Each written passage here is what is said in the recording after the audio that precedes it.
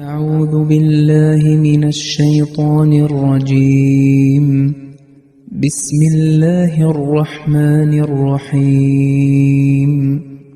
والذين يتوفون منكم ويذرون أزواجا يتربصن بأنفسهن 4 أشهر وعشرا فإذا بلغن أجلهن فلا جناح عليكم فيما فعلن في أنفسهن بالمعروف والله بما تعملون خبير.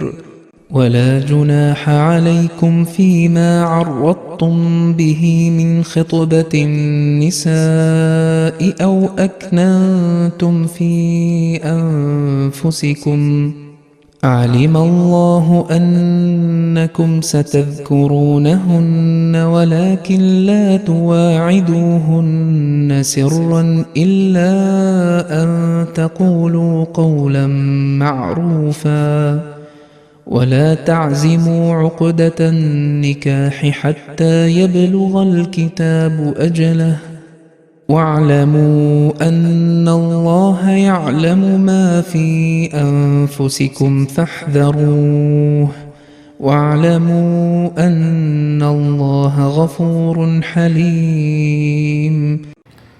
അസ്സലാമു അലൈക്കും വറഹ്മത്തുള്ളാഹി വബറകാതുഹു. നാം ഇപ്പോൾ ഓതിക്കേട്ടത് സൂറത്തുൽ ബഖറയിലെ 235, 236 എന്നീ വചനങ്ങളാണ്. ഈ ആയത്തിൻ്റെ അർത്ഥം ഇപ്രകാരമാകുന്നു: നിങ്ങളിൽ നിന്ന് മരണമടയുന്നവരുടെ ശേഷിച്ചിരിക്കുന്ന ഭാര്യമാർ സ്വയം നിയന്ത്രിച്ച് 4 മാസവും 10 ദിവസവും ദീക്ഷ അനുഷ്ഠിക്കേണ്ടതാണ്. അങ്ങനെ അവർ തങ്ങളുടെ അവധി പൂർത്തിയാക്കി കഴിഞ്ഞാൽ ന്യായമായ നിലയിൽ സ്വന്തം കാര്യത്തിൽ അവർ എന്തെങ്കിലും പ്രവർത്തിക്കുന്നതിൽ നിങ്ങൾക്ക് കുറ്റമൊന്നുമില്ല. നിങ്ങൾ പ്രവർത്തിക്കുന്നതെന്തും അല്ലാഹു സൂക്ഷ്മമായി അറിയുന്നവനത്രേ. അത്തരം സ്ത്രീകളുമായി വിവാഹാലോചന ചെയ്യുന്നതിന് നിങ്ങൾ സൂചന നൽകുകയോ അതല്ലെങ്കിൽ അക്കാര്യം നിങ്ങളുടെ മനസ്സുകളിൽ മറച്ചുവെക്കുകയോ ചെയ്യുന്നതിൽ നിങ്ങൾക്ക് കുറ്റമൊന്നുമില്ല. തീർച്ചയായും നിങ്ങൾക്ക് അവരെപ്പറ്റി വിചാരമുണ്ടാകുമെന്നും അല്ലാഹുവിനറിയാം. എങ്കിലും നിങ്ങൾ മാന്യമായ വാക്ക് പറയുകയല്ലാതെ നിങ്ങൾ അവരുമായി രഹസ്യ വാഗ്ദാനം ചെയ്യരുത്. ഇദ്ദയുടെ നിർദ്ദിഷ്ടാവധി എത്തുന്നത് വരെ നിങ്ങൾ വിവാഹബന്ധം ഉറപ്പിക്കുകയുമരുത്. നിങ്ങളുടെ ഹൃദയങ്ങളിലുള്ളത് അല്ലാഹു അറിയുന്നുവെന്ന് നിങ്ങൾ മനസ്സിലാക്കുക. അതുകൊണ്ട് അവനെ നിങ്ങൾ സൂക്ഷിച്ചുകൊള്ളുക. അല്ലാഹു അങ്ങേയറ്റം പൊറുത്തു കൊടുക്കുന്നവനും സഹിഷ്ണുതയുള്ളവനുമാണെന്നും നിങ്ങൾ അറിഞ്ഞുകൊള്ളുക. ഈ ആയത്തിനെ മുൻനിർത്തിക്കൊണ്ട് സയ്യിദ്ന ഹസ്രത്ത് മുസ്ലിഹ് മൗദ് റളിയല്ലാഹു തആല അൻഹു തഫ്സീർ ചെയ്തുകൊണ്ട് പറയുകയാണ്: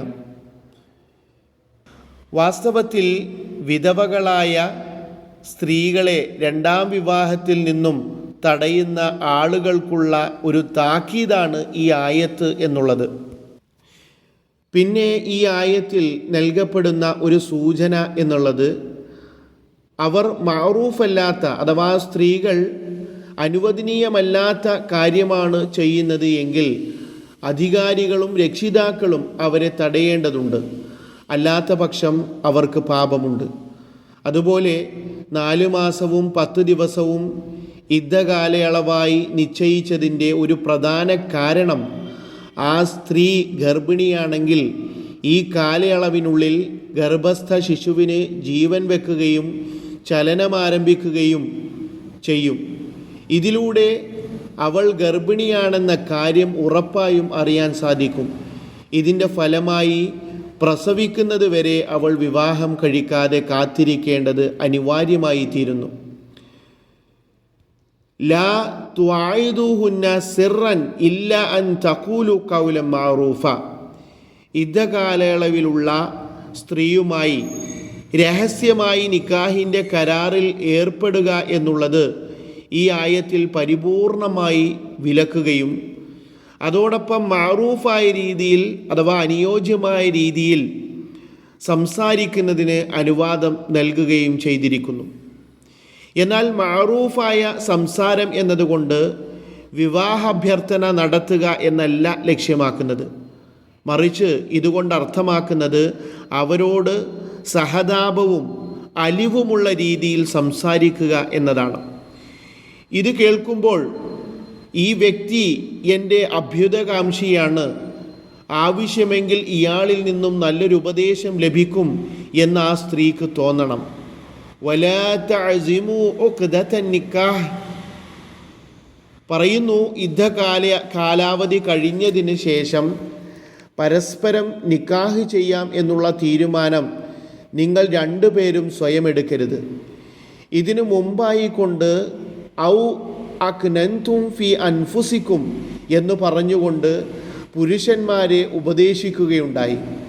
അതായത് ഇത്തരത്തിലുള്ള സ്ത്രീയെ ആത്മാർത്ഥമായ നിലയിൽ വിവാഹം കഴിക്കാനുള്ള താല്പര്യം നിങ്ങൾക്കുണ്ടെങ്കിലും അത് അവർക്ക് മുമ്പിൽ അഥവാ ആ യുദ്ധകാലയളവിലുള്ള സ്ത്രീകൾക്ക് മുമ്പിൽ പരിപൂർണമായി പ്രകടിപ്പിക്കരുത്. എന്നാൽ സ്വമനസ്സിൽ അത്തരത്തിലുള്ള നീയത്ത് വെക്കുകയാണെങ്കിൽ തെറ്റൊന്നുമില്ല. ഇവിടെ സ്ത്രീകളെയും ഇത്തരത്തിൽ വിലക്കിയിരിക്കുന്നു. അതായത് പുരുഷന്മാരുടെ ഉള്ളിലുള്ള കാര്യം അവർക്ക് മനസ്സിലായെങ്കിൽ പെട്ടെന്ന് തന്നെ അതിന് സമ്മതം മൂളുകയല്ല വേണ്ടത്, മറിച്ച് മൗനം അവലംബിക്കുകയാണ് വേണ്ടത്.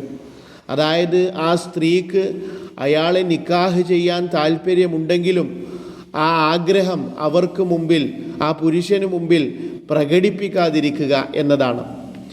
സാധാരണ ആളുകൾ ഇത്തരത്തിലുള്ള കാര്യങ്ങളിൽ ജാഗ്രത പുലർത്താതെ തങ്ങളുടെ ആത്മാവിൻ്റെ ആവേശങ്ങൾക്ക് അടിമപ്പെട്ടു പോകുന്നു. അതുകൊണ്ടാണ് അള്ളാഹു ഈ കാര്യം ഇവിടെ പരാമർശിച്ചിട്ടുള്ളത്. ചുരുക്കി പറഞ്ഞാൽ അള്ളാഹു പറഞ്ഞു വെക്കുന്നത് യുദ്ധകാലയളവ് പൂർത്തിയാവുന്നതിന് മുമ്പായി നിങ്ങൾ പരസ്പരം നിക്കാഹിനെക്കുറിച്ചുള്ള തീരുമാനമെടുക്കുന്നത് തികച്ചും അനുവദനീയമല്ല എന്ന കാര്യമാണ്. ഇതിനു ശേഷം പറയുന്നു വഅലമു അന്നല്ലാഹ യഅലമു മാ ഫീ അൻഫുസികും ഫഹ്സറൂഹു. നിങ്ങളുടെ അകതാരിലുള്ള കാര്യങ്ങൾ അള്ളാഹു വളരെ നന്നായി അറിയുന്നു. അതായത് അറിഞ്ഞാലും ഇല്ലെങ്കിലും അള്ളാഹു എല്ലാം തന്നെ അറിയുന്നുണ്ട്. അതുകൊണ്ട് നിങ്ങൾ അള്ളാഹുവിനെ ഭയപ്പെട്ടുകൊണ്ട് ജാഗരൂകരായിരിക്കുകയും ദൈവകൽപ്പനകൾ ലംഘിക്കാൻ മുതിരുകയും ചെയ്യരുത്. തുആയിദൂഹുന്ന സിർറ എന്ന് പറഞ്ഞുകൊണ്ട് അള്ളാഹു പറയുന്നു, രഹസ്യമായിട്ട് പോലും ഇത്തരം കരാറിൽ അഥവാ നിക്കാഹ് പോലുള്ള കരാറിൽ നിങ്ങൾ ആ സ്ത്രീയുമായി ബന്ധപ്പെടരുത്, ഏർപ്പെടരുത് എന്ന് കർശനമായി വിലക്കിയിരിക്കുകയാണ്. വഅലമു അന്നല്ലാഹ ഗഫൂറുൻ ഹലീം. ഈ കൽപ്പനകൾ ലംഘിക്കപ്പെട്ടാലും അള്ളാഹു പൊറുക്കുന്നവനും സഹനശീലനുമായതുകൊണ്ട് അള്ളാഹു പൊറുത്തു തരും എന്നല്ല ഇവിടെ പറഞ്ഞിട്ടുള്ളത്.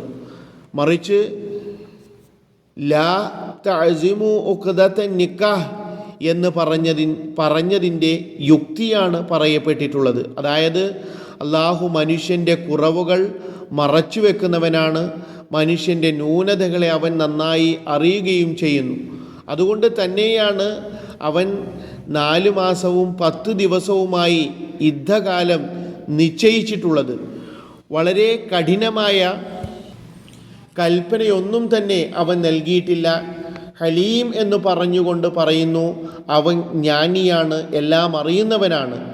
ഇത്തരത്തിലുള്ള കൽപ്പനകൾ നൽകിയിരുന്നില്ല എങ്കിൽ സമൂഹത്തിൽ ഒരുപാട് തരത്തിലുള്ള കുഴപ്പങ്ങൾ ഉടലെടുക്കുമായിരുന്നു. അങ്ങനെ സൊസൈറ്റിയുടെ തന്നെ സംവിധാനം തകിടം മറിയുമായിരുന്നു.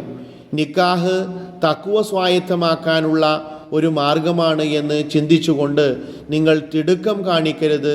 അള്ളാഹു ഈ കാര്യങ്ങളെ സംബന്ധിച്ച് വളരെ നന്നായി അറിയുന്നവനാകുന്നു. വാഖിർ ദഅവാന അനിൽ ഹംദുലില്ലാഹി റബ്ബിൽ ആലമീൻ.